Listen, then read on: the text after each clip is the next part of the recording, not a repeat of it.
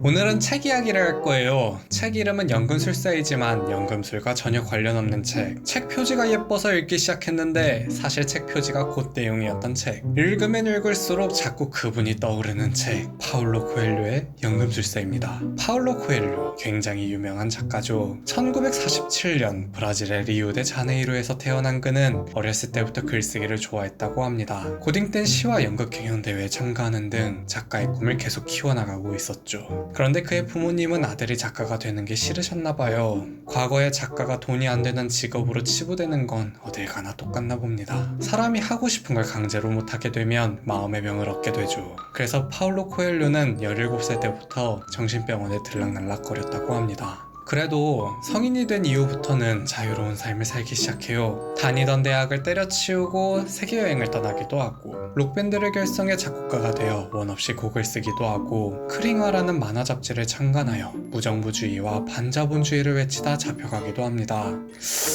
너무 자유로운가? 석방된 이후에는 산티아고 순례길을 걷게 되는데 이때의 경험을 실은 책이 순례여행이고 여기에 연금술을 접목시켜 탄생시킨 책이 바로 오늘의 주인공 연금술사입니다.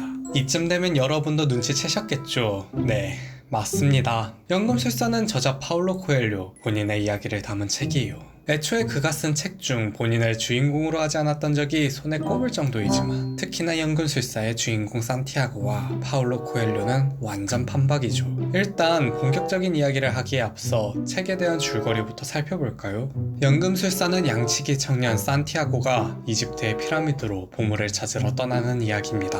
왜 양치기가 뜬금없이 도굴꾼이 되었느냐? 버려진 교회에서 자다가 꿈꿨대요. 그것도 2번이나. 무슨 로또도 아니고 주인공은 용하다는 점집까지 찾아가 해몽을 받았죠. 그런데 이야기를 들은 이 역술가가 꿈이 곧 내용이라며 정말 가면 보물을 찾을 수 있게 될 거라고 하는 게 아니겠어요. 그리고 자세한 내용은 생략한 채 복채로 찾게 될 보물의 10분의 1을 요구합니다. 정말 양심이 없네요. 응당 정상적인 사고를 할 줄 아는 사람이라면 이 얘기를 듣고 떠나지는 않겠죠. 이건 집 앞 편의점에서 로또를 사는 것과 차원이 다른 문제이니까요.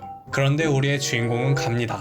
리암 니슨을 만났거든요. 근처 마을에서 양털을 좀 팔려고 기다리고 있는데 웬 노인이 다가와서는 너에 대해서 모든 걸 알고 있다 이러는 거예요. 그러면서 신상을 막 털어 부모님 이름부터 주인공의 흑역사까지 거의 싸이월드급으로 탈탈 털어버렸죠. 다급해진 주인공이 도대체 누구세요? 라고 묻자 리암 니슨이 한마디 합니다. 나는 살렘의 왕이다. 그리고는 보물을 찾아가는 길을 알려주겠다며 주인공이 가진 양의 10분의 1을 요구합니다. 또 10분의 1이네요. 왜 자꾸 10분의 1씩 삥을 뜯을까 하고 알아보니 저자 파울로 코엘료가 기독교 신자라서 그렇답니다. 일종의 11조 개념인 거죠. 아무튼 이때부터 주인공은 신에게 노란하게 되는데 일단 모든 계획이 신의 뜻으로 흘러가요. 초심자의 행운이라는 명목으로 친구가 갑자기 주인공의 양을 다 사가지를 않나. 시련이라며 아프리카에 건너가자마자 주인공을 거지로 만들지를 않나. 불쌍한 우리 주인공은 1년 넘게 크리스탈 가게의 종업원이 되어야 했죠. 물론 사업 수완이 뛰어나 1년 정도로 시련을 마칠 수 있었던 건데 고통이 너무 짧았던 걸까요? 아님 타지에서 충격을 너무 크게 받아 머리가 깨져버린 걸까요? 이쯤이면 다시 고향으로 돌아갈 법도 한데 결국 미쳐버린 건지 정신을 못 차리고 다시 피라미드를 찾아 떠납니다. 사막을 건너기 위해 상단을 찾고 일행 중 연금술을 공부하는 영국인을 만나 연금술사에 대해 흥미를 가지기도 하고 드넓게 펼쳐진 사막을 바라보며 사막의 생태계에 대해 생각하던 도중 어느 오아시스에 도착하게 되는데요. 안타깝게도 주변에서 전쟁이 벌어지고 있어 더 이상 피라미드를 향해 나아갈 수 없게 되었습니다. 몇 달째 허송세월을 보낸 주인공은 급기야 여자를 꼬시기 시작하는데 우물가에서 파티마라는 소녀를 보고 첫눈에 반해 사랑에 빠지고 말았죠. 눈꼴 시려웠던 리암 니슨은 이대로 가다간 주인공이 오아시스에 눌러앉을 수도 있겠다 싶었는지 주인공을 노스트라다무스로 만들어버립니다. 매 한 마리로 신기루를 일으켜 전쟁이 일어날 것을 예측시킨 것이죠. 이게 가능해? 그리고 오아시스의 연금술사를 이용해 주인공에게 저주를 퍼붓습니다. 지금 당장 피라미드로 떠나지 않으면 3년까지는 봐줘도 4년 뒤에 불행해진다 라고 말이죠. 팔랑귀였던 주인공은 결국 사랑하는 여자를 두고 오아시스를 떠나 또다시 피라미드를 향해 나아갈 수밖에 없었고, 이번에는 전쟁 포로가 되어 죽을 위기에 처하고 말았죠. 사막 군대의 사령관 앞에서 벌벌 떨고 있는 와중에 눈치 없이 따라온 연금술사는 대뜸 주인공을 팔기 시작합니다. 나흘간의 시간을 준다면 주인공이 바람으로 변하는 걸 보여주겠다고 말이에요. 그리고는 주인공이 가진 돈을 전부 빼서 사령관에게 바쳤죠. 졸지의 노스트라다무스에 이어 이번에는 제갈량이 돼야 하는 우리의 주인공은 결국 멘붕에 빠지고 맙니다. 시간이 얼마 안 남았는데 답은 없고, 그 와중에 연금술사는 얄밉게 옆에서 농땡이나 부리고 앉았으니 주인공은 이제 우리 다 죽었다며 절망했어요. 그 모습을 보던 연금술사가 한마디 합니다. 난 할 줄 아는데 못하면 너만 죽어. 뭐 임마?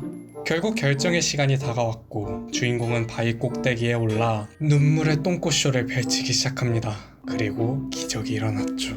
정말 바람이 된 거예요. 사령관은 이회진을 외치며 둘을 보내주었고 주인공은 무사히 피라미드까지 도착할 수 있었습니다. 드디어 꿈에서 보았던 그 자리에 도착했으니 이제 보물을 찾아야겠죠. 이번에는 인디아나 존스로 빙의한 우리의 주인공은 땅을 열심히 파기 시작합니다. 그런데 하루 종일 파도 아무것도 나오는 게 없는 거예요. 결국 지나가던 병사들에게 붙잡혀 가진 걸 또 뺏기고 구타까지 당합니다. 살고 싶었던 주인공은 끝끝내 자신의 모든 얘기를 털어놓고야 말았는데, 자신을 열심히 패던 병사 중 한 명이 정말 뜬금없이 이런 말을 합니다. 야, 나도 저기 어디 스페인 어디? 버려진 교회에서 보물 찾는 꿈 2번이나 꿨는데 그거 다 개꿈이야 짜샤 라고 말이죠. 그렇습니다. 주인공은 지금까지 리암 니슨에게 속았던 겁니다. 물론 그 장소에 돌아가 보물을 찾긴 하지만요. 저는 이 책을 제2의 트루먼쇼라고 생각합니다. 물론 이 책이 트루먼쇼보다 먼저 나오긴 했지만 기본적으로 주인공이 리암 니슨이라는 틀에 너무 갇혀 살아요. 일단 주인공은 단 한 번도 인디아나 존스가 되고 싶다거나 부자가 되고 싶다거나 이집트의 피라미드에 가고 싶다고 한 적이 없습니다. 여행을 좋아해 신학교를 때려치우고 양치기가 되었고, 작은 마을에 사는 상인의 딸과 결혼하여 평범하게 살아가고 싶어 했죠. 그런데 리암 니슨은 주인공이 잘 때 피라미드에서 보물을 찾는 꿈을 꾸도록 조작했고, 광장에서는 노인의 모습으로 등장해 신상을 털었으며 미래를 보여주고 바람이 되게 해줬습니다. 애초에 주인공은 그저 호기심이 많은 청년이었을 뿐 보물을 찾고 싶다고 간절히 바랬던 적이 없는데, 리암 니슨이 그렇게 만들었다는 게 제 생각입니다. 그리고 주인공이 너무 팔랑귀예요. 세상에 어떤 바보 천지가 역술가랑 리암 니슨이랑 연금술사가 말했다고 가진 거 다 털어서 베팅을 한답니까? 물론 한보그룹의 정태수 회장처럼 그런 사람이 아예 없을 리는 만무하지만, 잘 아시다시피 역술가가 말 바꿔서 망했잖아요. 애초에 누가 해준 조언도 결국 책임은 스스로 지는 것인데 어찌 이리 수동적이고 무책임한지 모르겠습니다. 그리고 무언가를 간절히 원할 때 온 우주는 자네의 소망이 실현되도록 도와준다네 라고 했죠. 그런 실패한 사람은 전부 간절하지 않아서 그랬던 겁니까? 제가 서두에 말했었죠. 이 책은 저자 파울로 코엘료의 이야기이며 그는 기독교 신자라고요. 주인공이 신학교 학생, 양치기, 거지, 크리스탈 가게의 종업원, 노스트라다무스, 제갈량, 인디아나 존스가 되었던 것처럼 파울로 코엘료도 여러 직업을 거쳐 현재의 위치에 오른 인물입니다. 그리고 이는 그가 그의 성공을 주님이 나의 간절함을 들어주셨기 때문이다 라고 생각하고 있기에 이런 문장을 만들어내지 않았나 싶네요. 연금술이라는 건 굉장히 세속적인 학문입니다. 그래서 인류의 욕망이 모여 현자의 돌과 불로장생의 묘약이라는 판타지적인 물질들을 상상해냈죠. 저자인 파울로 코엘료도 연금술을 깨우치진 못했습니다. 다만 그가 말한 자아의 신화가 내면의 단단함을 만들어내는 좋은 개념이기에 많은 사람들이 이 책과 저자를 좋아해주고 있는 게 아닐까 하는 생각을 해보며 오늘의 책 이야기는 여기서 마치도록 하겠습니다.